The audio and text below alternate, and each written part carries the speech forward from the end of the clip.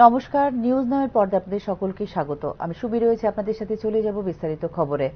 নতুন অভিবাসন বিল আইনে পরিণত হলে ত্রিপুরাও তা লাগু করা হবে বলে মঙ্গলবার বিধানসভায় জানিয়েছেন মুখ্যমন্ত্রী ডক্টর মানিক সাহা। এই ক্ষেত্রে অনুপ্রবেশ রোধে আইনি ব্যবস্থা এবং শাস্তি বিধান আরও সুসংগত হবে বলে জানিয়েছে মুখ্যমন্ত্রী। নতুন অভিবাসন বিল লোকসভায় পাশ করেছে কেন্দ্রীয় সরকার। বিলটির এখন আইনে পরিণত হওয়া সময়ের অপেক্ষা মাত্র। নতুন এই অভিবাসন বিল আইনে পরিণত হলে ত্রিপুরায়ও তা বলবৎ করা হবে বলে মঙ্গলবার বিধানসভায় জানিয়েছেন মুখ্যমন্ত্রী ডক্টর মানিক সাহা। নতুন এই অভিবাসন আইন বলবৎ হলে অনুপ্রবেশ রোধে আইনি ব্যবস্থা এবং শাস্তি বিধান আরও সুসংহত হবে বলেও জানিয়েছেন মুখ্যমন্ত্রী ডক্টর মানিক সাহা। স্থানীয় সন্ধান পত্রিকায় 14 মার্চ 2025 ইংরেজিতে একটা সংবাদ প্রকাশ হয়েছিল।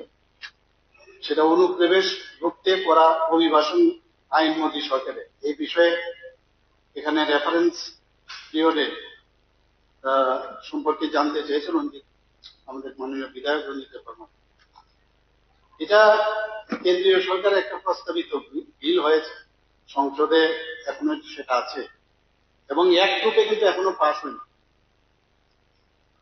কাজে বিলটা যখন অ্যাক্ট হিসাবে পাস হবে তখন নিশ্চয়ই আমাদের ত্রিপুরাতেও সেই আইন আমরা বলবৎ করব এবং মেইন যে উদ্দেশ্য সেটা হচ্ছে অনুপ্রবেশ রোখার জন্য এবং অবৈধ যারা অনুপ্রবেশ তাদের বিরুদ্ধে ব্যবস্থা নেয়। রাজ্যে মানব পাচার এবং অনুপ্রবেশ রোধে বলবৎ রয়েছে ইন্ডিয়ান পাসপোর্ট অ্যাক্ট এবং ফরেন অ্যাক্ট। এই দুই আইনের অধীনে 2022 সালে 112টি মামলা, 2023 সালে 303টি মামলা এবং 2024 সালে 327টি মামলা দায়ের করা হয়েছে বলে জানিয়েছেন মুখ্যমন্ত্রী ডক্টর মানিক সাহা।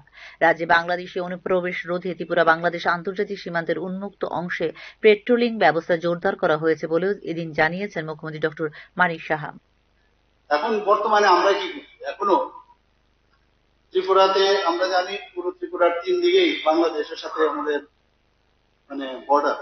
তো সেখান থেকে ইন্ডিয়ান পাসপোর্ট অ্যাক্ট এবং ফরেন অ্যাক্ট এই দুইটি আইন আমরা ব্যবহার করছি। এর মধ্যে যারা অবৈধ অনুপ্রবেশকারী বা সীমান্ত যারা টাউট আছে, যারা দালাল, তাদের বিরুদ্ধে বিভিন্ন আমরা মামলা করছি এবং এর মধ্যে আমার কাছে যা রিপোর্ট আছে বিগত 2022 সনে 112টি মামলা, 2023 সনে 303টি মামলা, 2024 সনে 327, অর্থাৎ ইন্ডিয়ান পাসপোর্ট অ্যাক্ট এবং ফরেন অ্যাক্ট সেই আমরা এখন নিচ্ছি। তাছাড়া মানব পাচার দমনে হিউম্যান ট্রাফিকিং যেটা আছে সেখানেও পুলিশ প্রশাসন নিয়মিত রূপে বিভিন্ন পদক্ষেপগুলো নিচ্ছে। মানব পাচার এবং অনুপ্রবেশ নিয়ন্ত্রণ করতে রাজ্যে সক্রিয় রয়েছে জেলা ভিত্তিক এন্টি ট্রাফিকিং ইউনিট। এছাড়াও অবৈধ বাংলাদেশি গ্রেপ্তারে রেল স্টেশনের সঙ্গে যুক্ত যানবাহন এবং রেল স্টেশন সংলগ্ন সংশ্লিষ্ট এলাকায় নজরদারি রাখা হচ্ছে বলেও এদিন বিধানসভায় জানিয়েছেন মুখ্যমন্ত্রী doctor Manik Saha. Bureau report, news now. ADC এর 1387টি বিদ্যালয়ের শিক্ষকের মোট পরিসংখ্যান 3913 বলে বিধানসভায় জানিয়েছেন মুখ্যমন্ত্রী ডক্টর মানিক সাহা। স্কুলগুলিতে শিক্ষকদের রিঅর্গানাইজ প্রয়োজন বলে এদিন জানিয়েছেন মুখ্যমন্ত্রী ডক্টর মানিক সাহা। ত্রিপুরা উপজাতি স্বশাসিত জেলা পরিষদের অন্তর্ভুক্ত মোট 1387টি স্কুলে ছাত্রদের পরিসংখ্যান 30,273। এক্ষেত্রে শিক্ষকের সংখ্যা রয়েছে মোট 3,913। তাদের মধ্যে 709 জন শিক্ষক ডেপুটেশনে। ডিটিএডিসির প্রতি বিদ্যালয়ে ছাত্র শিক্ষকের অনুপাত 9.1 মঙ্গলবার বিধানসভার অধিবেশনে জানিয়েছেন মুখ্যমন্ত্রী ডক্টর মানিক সাহা। বিষয়বস্তুটি হল 23/3/2025 তারিখে এডিসি স্কুলগুলিতে ছাত্র সংকট চরম আকারে। দৈনিক সংবাদ পত্রিকা প্রকাশিত সংবাদ সম্পর্কে মাননীয় অধ্যক্ষ মহোদয়, মাননীয় বিধায়ক শ্রী পাঠানো জমাতিয়ার যে রেফারেন্স পিরিয়ড এডিসি স্কুলগুলোতে ছাত্র সংকট চরম আকারে দৈনিক সংবাদ পত্রিকায় প্রকাশিত হয়েছে। ত্রিপুরা স্বশাসিত জেলা পরিষদ টিটিএডিসি থেকে যে রিপোর্ট আমার কাছে এখন অব্দি দেওয়া হয়েছে সেখানে বলা হয়েছে প্রাথমিক বিদ্যালয়ের সংখ্যা এডিসি পরিচালিত পরিষদে 1387 এবং সেখানে ছাত্র সংখ্যা প্রায় 30,273। শিক্ষকের মোট সংখ্যা 3,504। টিটিএডিসি স্কুলের শিক্ষক স্বল্পতা দূরীকরণের জন্য বুনিয়াদী শিক্ষা অধিকার থেকে এখন পর্যন্ত পর্যাপ্ত সংখ্যক আমাদের ত্রিপুরা সরকারের তরফ থেকে অর্থাৎ আমাদের এডুকেশন ডিপার্টমেন্ট থেকে ডেপুটেশন দেওয়া হয়েছে এবং বর্তমানে ডেপুটেশনে এখানে শিক্ষকদের সংখ্যা 709। তাছাড়া 223 জন যারা এসএসএ কন্ট্রাক্ট টিচার আছে তাদের সেখানে স্কুলগুলিতে দেওয়া হয়েছে। জাতীয় স্তরের প্রাথমিক বিদ্যালয়গুলিতে যে ছাত্র শিক্ষকের যে অনুপাত সেখানে দেখা গেছে 21:1 এবং এটা প্রাথমিক বিদ্যালয় এবং উচ্চ বুনিয়াদীতে ছাত্র। ত্রিপুরা উপজাতি স্বশাসিত জেলা পরিষদের শিক্ষা ব্যবস্থা বেতন বহির্ভূত খাতে দেওয়া হয় 1 কোটি টাকা। এছাড়া মেরামতে এবং অন্যান্য বিষয়ে দেওয়া হয় 1,20,00,000 টাকা।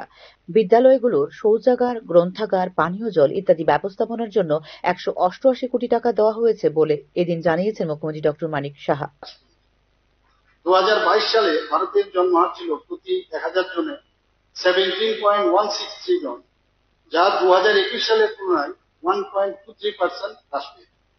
ত্রিপুরার ক্ষেত্রে সর্বশেষ প্রাপ্ত যে তথ্য সেখানে দেখা যায় 2019 সালে প্রতি হাজারে যেখানে 12.8 ছিল জন্মের হার, সেটা 2020 সালে কমে 12.6 হয়েছে। টিটিএডিসি এলাকায় পরিচালিত শিক্ষা প্রতিষ্ঠানগুলো মেরামতি, তারপর আসবাবপত্র ক্রয় করা, কন্টিজেন্সি ইত্যাদি বাবদ খরচ করার জন্য বেতন বহির্ভূত খাতেও আনুমানিক প্রায় 1 কোটি দেওয়া হয়।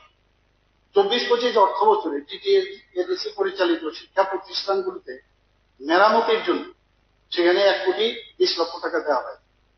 এছাড়াও গ্রামীণ এলাকায় বিদ্যালয়গুলির পরিকাঠামো সুদৃঢ়করণের জন্য অতিরিক্ত শ্রেণীকক্ষ, ছাত্রীদের শৌচাগার, বিশেষ চাহিদা সম্পন্ন শিশুদের জন্য শৌচাগার, র্যাম্প, আসবাবপত্র, গ্রন্থাগার কক্ষ, পানীয় জলের সুবিধা, কম্পিউটার কক্ষ, বিজ্ঞান ও জীববিজ্ঞান বিদ্যালয় গবেষণাগার, পরীক্ষাগারের সরঞ্জাম, ক্ষুদ্র বৃহৎ মেরামত ইত্যাদির কাজে ব্যাপকভাবে চলছে, যার জন্য এখন পর্যন্ত প্রায় 188 কোটি টাকা ব্যয় করা হয়।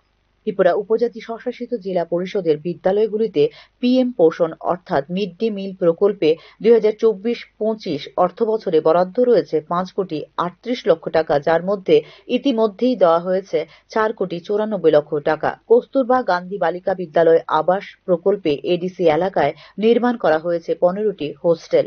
এছাড়া নেতাজি সুভাষ আবাস প্রকল্পে এডিসি এলাকায় নির্মাণ করা হয়েছে 9টি হোস্টেল। পিএম জনমন এবং গ্রাম উৎকর্ষ প্রকল্পে এডিসি এলাকায় আরও 39টি হোস্টেল নির্মাণ করার অনুমোদন দিয়েছে কেন্দ্রীয় সরকার। উপজাতি স্বশাসিত জেলা পরিষদের বিদ্যালয়গুলিতে ছাত্রছাত্রীদের এনরোলমেন্ট বৃদ্ধি করার জন্য সর্বাত্মক উদ্যোগ নেওয়া হয়েছে বলে জানিয়েছেন মুখ্যমন্ত্রী doctor Manik Saha. Bureau report, news now. পশ্চিম ত্রিপুরা জেলার অন্তর্গত মতিনগর সীমান্তের ওপারের নাগরিকদের সঙ্গে বিমার্তে সুলভ আচরণ করছে বিএসএফ এর একাংশ। এই অভিযোগে মঙ্গলবার মানবাধিকার কমিশনে ডেপুটেশন প্রদান করল ত্রিপুরা প্রদেশ কংগ্রেস কমিটি। নিত্যদিনের জীবনযাত্রার পাশাপাশি সংশ্লিষ্ট পরিবারগুলোর অভ্যন্তরীণ বিষয় নির্ধারণ করে দিচ্ছে বিএসএফ এর একাংশ, যা মানবাধিকার লঙ্ঘনের শামিল বলে জানিয়েছে ত্রিপুরা প্রদেশ কংগ্রেস কমিটি। পরিবারগুলিকে অনৈতিকভাবে উচ্ছেদের উদ্দেশ্যে বিদ্যুৎ সংযোগ ছিন্ন করার মতো পদক্ষেপ নেওয়া হয়েছে বলে অভিযোগ করে ত্রিপুরা প্রদেশ কংগ্রেস।